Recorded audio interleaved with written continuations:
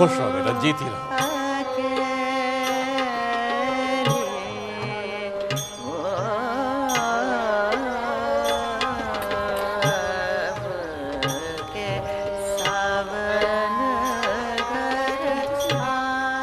अरे हाँ, मैं तो बिल्कुल भूल ही गया था। आनंदी, तुमने अच्छा याद दिलाया।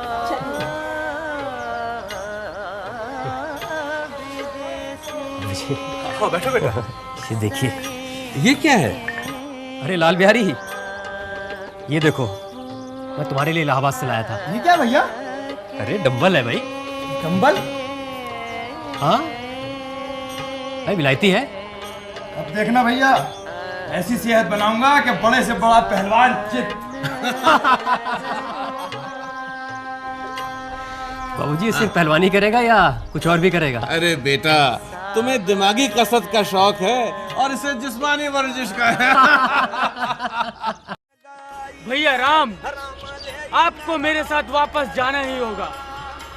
आपके बिना ये अयोध्या सुनी सुनी है भैया राम। देखो भरत, फिर से इधर आओ, तुम इधर आओ। देखो, मैं तुम्हें करके दिखाता हूँ। अरे हमारी तो भगवान जी से विनती है कि हे भगवान, सबको श्रीकंठ जैसा बेटा दो। सो क्यों बुआ? अरे अंग्रेज बाबुओं जैसी पढ़ाई लिखाई, फिर भी धर्म कर्म में पूरी निष्ठा। वो तो ठीक है, पढ़े लिखे हैं, समझदार हैं, धर्म कर्म में चाव रखते हैं, पर ये हम स्त्रियों के दुश्मन काहे बने रहते हैं? आय हाय, ऐसा? आप सब तो जानते हो, हमारे घर में आए दिन कलह होती ही रहती है। और चुन्नू के बाबा तो चूल्हा चौका अलग करने पर राजी हो गए थे, पर श्रीकंठ लल्ला ने आके ऐसा पाठ पढ़ाया, ऐसा भाषण पिलाया, सारे घर की रोटी सेको। अरे बहन, पूरा कुटुंब मिलजुल कर साथ में रहे, इसके बड़े पक्षपाती हैं ये। अरे हमने अपनी आंखों से देखा, हमारे पड़ोस में रहता है तिलक चंद। अरे जमीन जायदाद को लेकर भाई भाई में बंटवारा हो गया। अरे मामला कोर्ट कचहरी तक पहुंच गया। इन्होंने बीच में आकर सुलह कराई, मामला सुलझाया, तब जाके मामला सुलझा। हाँ, पर जानती हो, इनका ये मानना है कि परिवार में फूट और बंटवारा स्त्री करवाती है। अरे बड़ा विचित्र तर्क है, पर इनकी स्त्री तो कुछ और ही कहती है। क्या? एक दिन की बात है, मैं हवेली गई थी किसी काम से। हाँ, तो बात बात में यही बात निकल पड़ी। तो आनंदी कहने लगी, अरे भाई, इतना सहने और तरह देने के बाद भी संग निर्वाह न हो तो रोज रोज की खिचखिच से अच्छा है अपनी खिचड़ी बाहर पकाई जाए। अरे वाह, ऐसा कौन? हाँ। अरे एक दिन तो आनंदी मुझसे भी कहने लगी कि ताली एक हाथ से नहीं बजती। वो तो सही है। घर टूटने का दोष सिर्फ स्त्रियों पर मरना उनकी भारी नाइंसाफी है। हाँ। अरे मैं तो कहती हूँ कि बड़े भाग्यवान है श्रीकंठ लल्ला कि आनंदी जैसी रूपवान और गुणवान बहू मिली, दुल्हन मिली। हाँ ठीक है भैया राम,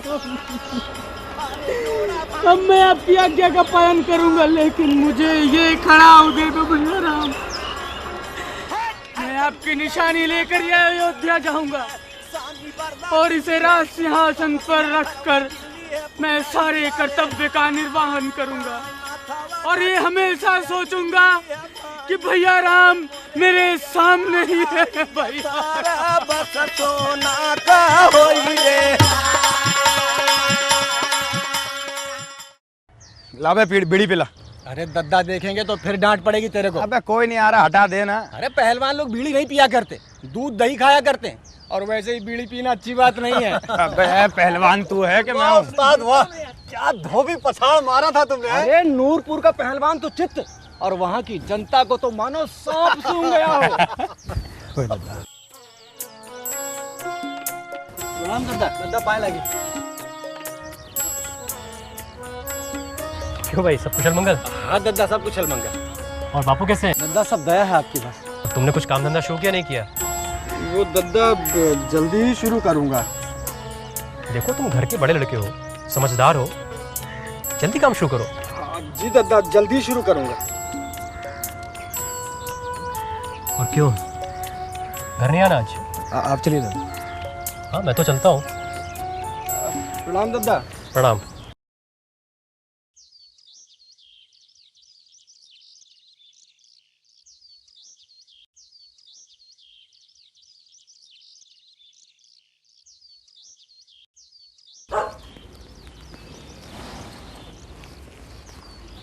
आप कल सुबह फिर चले जाएंगे? नौकरी है आनंदी, जाना ही पड़ेगा। घर के हालात तो तुम्हें पता ही है, सारे घर की जिम्मेदारी मुझ पर ही है। घर भी तो चलाना है। आज 12 तारीख है और आप फिर वही 18 को आएंगे।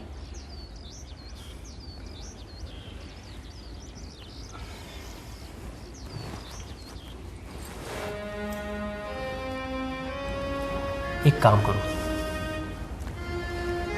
मेरे साथ इलाहाबाद चलो, हम दोनों वहां साथ साथ रहेंगे। फिर शनिवार के शनिवार गांव आ जाया करेंगे। आपको भी बस मस्करी सूझती है। हम कैसे आएंगे इलाहाबाद? तो इसमें क्या दिक्कत है? सीता जी भी तो भगवान राम के साथ गई थी, वो भी वनवास पर। हम तो बस प्रयाग जी तक साथ चलने को कह रहे हैं। अरे वे देवी देवता लोग सब कर सकते हैं, हम तो यहीं सुखी हैं। बाबूजी, लल्ला जी और आपके साथ। तुम सब तो यहां सुखी हो, मैं वहां इलाहाबाद में बिल्कुल अकेला पड़ जाता हूं। बड़ी याद आती तुम्हारी। मैं समझ सकती हूँ। मुझे भी कभी बहुत अकेला लगता है। तो फिर चलो ना इलाहाबाद, कुछ दिनों के लिए सही। ये घर छोड़कर मैं कहीं नहीं जाऊंगी। भाभी, भाभी। जी लल्ला जी। बहुत भूख लगी है। बैठिए, खाना तैयार है। नहीं नहीं, अभी असली चीज तो आपने बनाई ही नहीं। वो क्या? ये लीजिए, ये अभी शिकार करके लाया हूं, पका दीजिए। मैं तब तक स्नान करके आता हूं।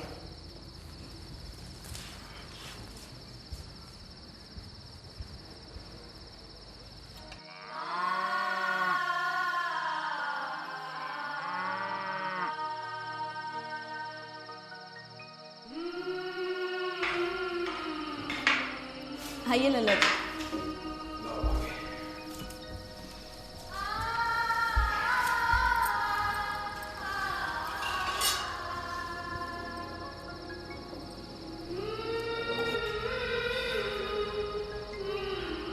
भाभी, ये क्या है?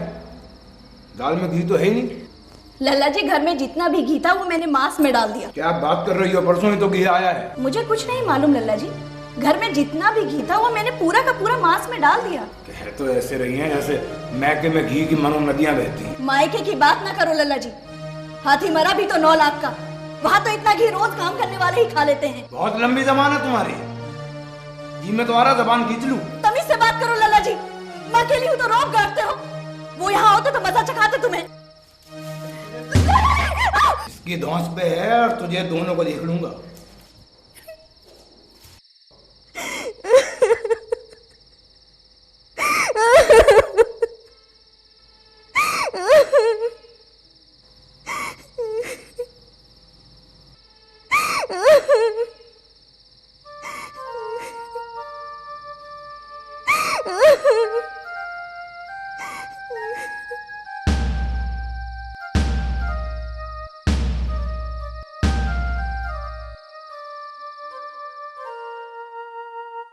बहू ने 2 वक्त से रसोई नहीं पकाई है। ये औरत ऐसी घमंडी निकलेगी कभी सोचा भी नहीं था। वो तो दद्दा का ख्याल आ जाता है, वरना अब वो तो परसों आएगा, तब तक खाने का क्या किया जाए? क्या करना है, हलवाई से कह देता हूं, उसकी औरत आके खाना बना जाएगी। ठीक है। अरे आज कुछ बदली से दिखाई दे रही है आसमान में। अरे ऐसी बात ना करो ठाकुर। क्यों भाई? अरे क्यों क्या, देख नहीं रहे हो सारी फसल तैयार खड़ी है खेतों में कटाई के लिए। हाँ, सारी फसल मर जाएगी भैया, तैनाश हो जाएगा। तो सही कह रहे हो भैया, बहुत फिक्र की बात है, हैं? जाएंगे कहाँ पे? हाँ, और वैसे ही अनाज का भाव। अरे श्रीकांत, भाई खुश रहो। आज तो भाई शाम आनंद आ जाएगा।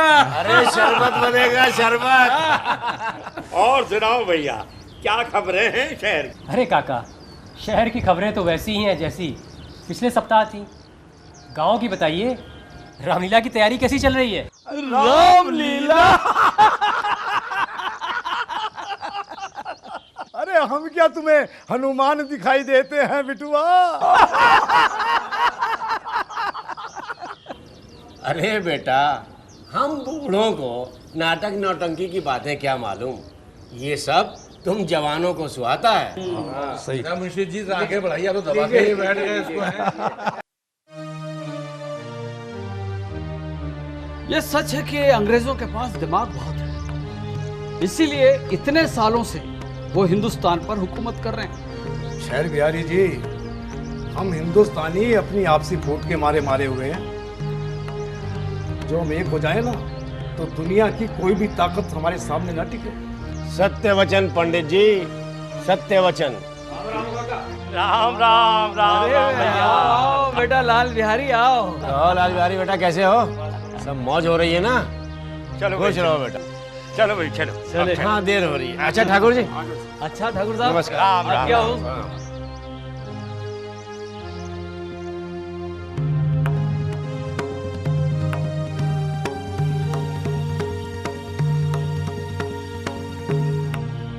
क्या हाल है पहलवान? लाल बिहारी जी, सब ठीक तो है?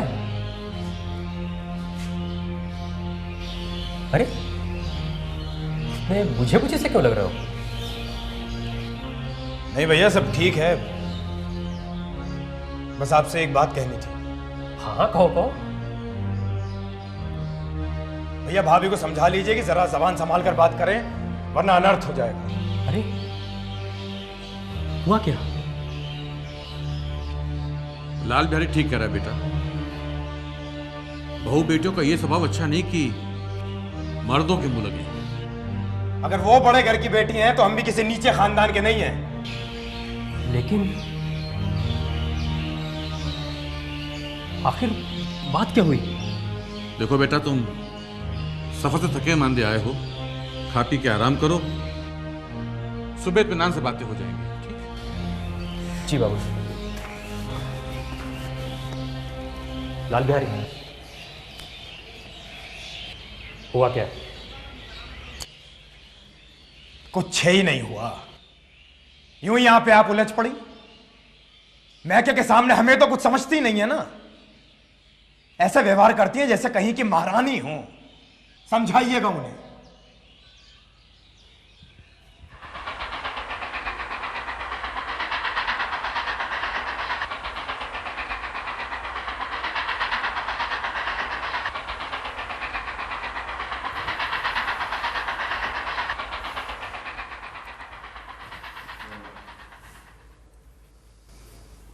चित्त तो प्रसन्न है। चित्त तो प्रसन्न है, पर तुमने आजकल घर में ये क्या उपद्रव मचा रखा है? जिसने तुमसे ये आग लगवाई, मिले तो मुंह झुलस दो उसका। अरे अरे, इतनी गर्म क्यों होती हो? तनिक बात तो कहो, हुआ क्या? क्या कहूं, ये तो बस मेरे भाग्य का फेर है। नहीं तो वो गवार छोकरा, जिसे चपरासीगिरी करने का भी शऊर नहीं, मुझे खड़ाऊ से मारकर यूं ना करता फिरता।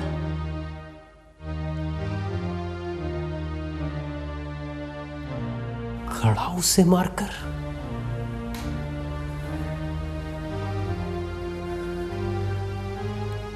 आगे का हाल साफ साफ कहो।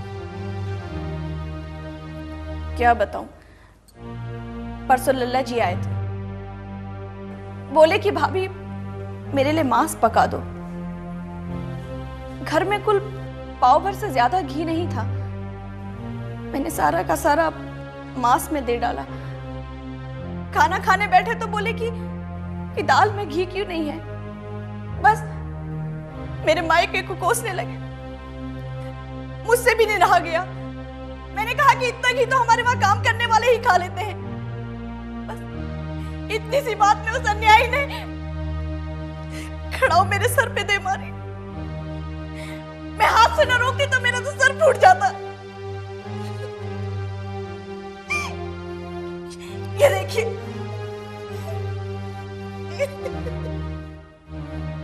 उस छोकरे का यह दुस्साहस।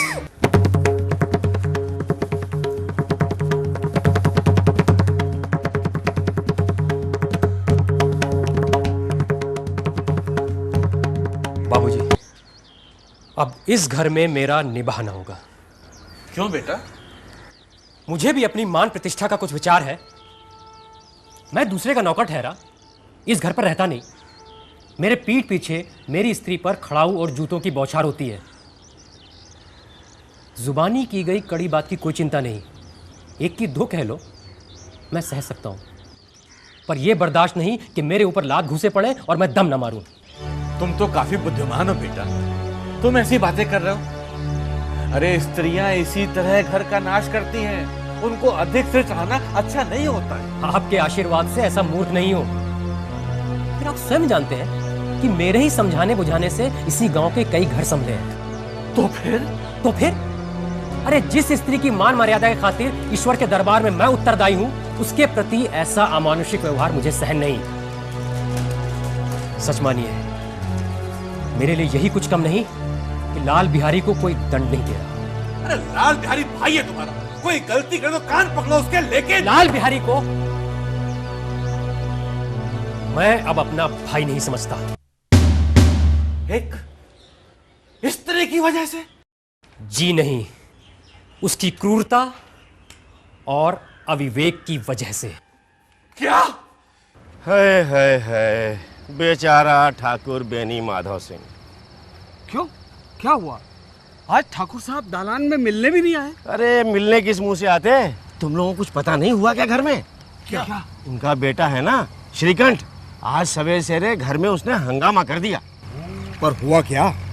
भैया मेरी बीवी जो है वो बता रही थी कि श्रीकंठ की जो घरवाली है ना, क्या नाम है उसका? आनंदी। आनंदी ने घर के अंदर बगावत करा दी आज। बताओ, इतना पढ़ा लिखा, इतनी विद्या, इतना काबिल, इतनी ऐसी विद्या किस काम की? किताबी कीड़ा बन के रह गया है। सही बात। नहीं, ये श्रीखंड है ना, हाँ। ये अपने बाप से दबता बहुत है, एकदम दब है। भाई मैं तो कहता हूँ ये बेनी माधव सिंह एकदम मूर्ख है। अपने बेटे की सलाह के बगैर एक कदम भी आगे नहीं चलता। तभी तो नौबत यहाँ तक आ गई। लगता है बंटवारा होकर रहेगा। कितनी बुरी बात है, इतना नामी परिवार, इतना जान पहचान सारे गांव दियार में, और ये नौबत आ गई। क्या ये खबर गांव में पहुंच गई है? भैया जब हमको तुमको पता चल गया, आज नहीं तो कल पूरे गांव को पता चल जाएगा।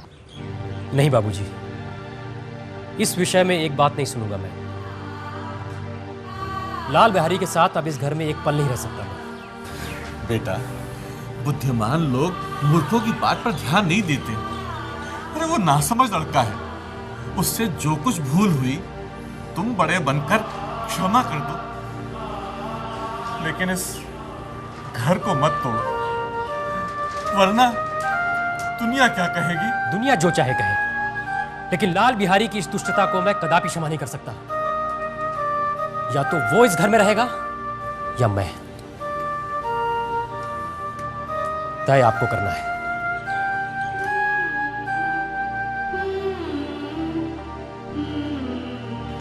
आपको यदि वो अधिक प्यारा है तो मुझे जाने दीजिए, और यदि मुझे रखना चाहते हैं तो उससे कहिए जहां चाहे वो चला जाए। बस यही मेरा अंतिम निर्णय है।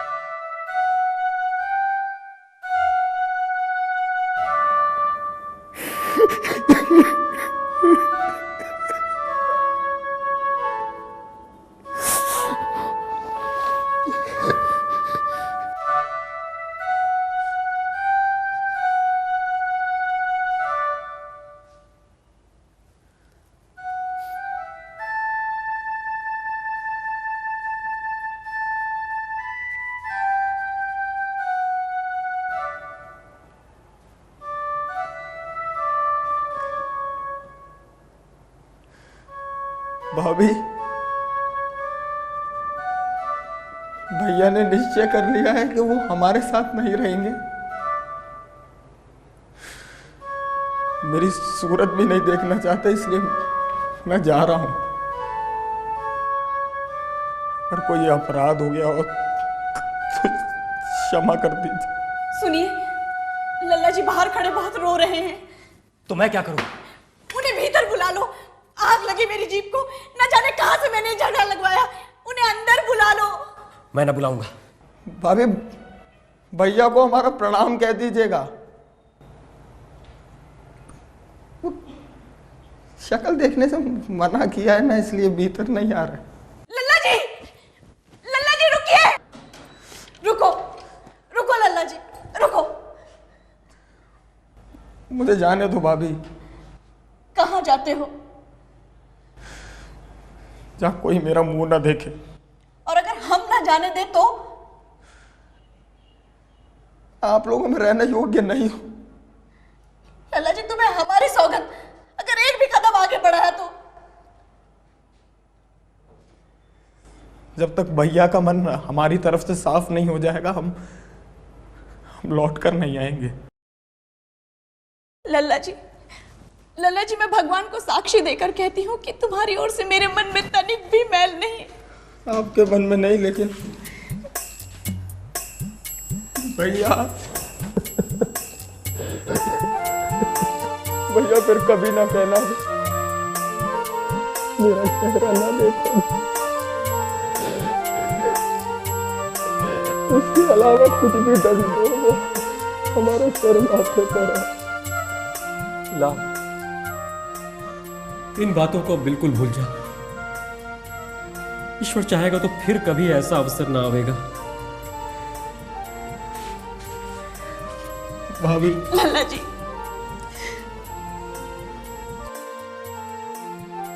ऐसी ही होती हैं बड़े घर की बेटियां,